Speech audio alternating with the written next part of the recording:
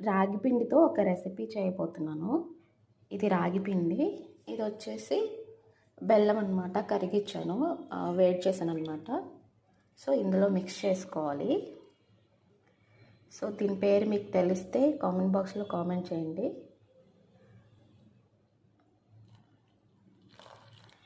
So దీన్ని mix చేసుకోవాలి ఇప్పుడు. సో వేడిగా ఉంది. సో మిక్స్ చేసుకున్నాను. ఇలా మిక్స్ చేసుకోవాలి. సో ఇడ్లీలు చేస్తాం కదా, దాంట్లో వాటర్ ఫిల్ చేసుకోవాలి. సో వీటికి కొంచెం నెయ్యి రాసాను. ఇప్పుడు ఇది ఇలా తీసుకొని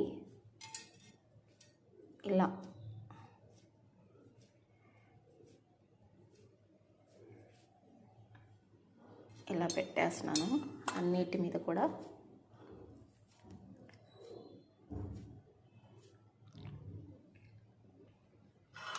సో అన్నిటికీ పెట్టేశాను.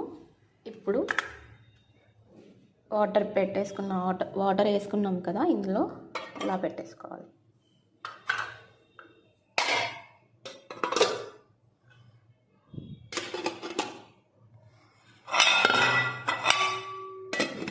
ఇప్పుడు గ్యాస్ పైన పెట్టుకుందాం. ఒక 15 to 20 minutes ఉడికించుకోవాలి.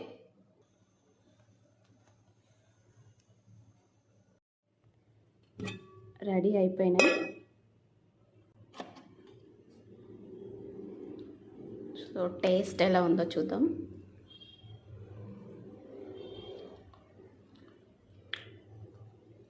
చాలా బాగుంది.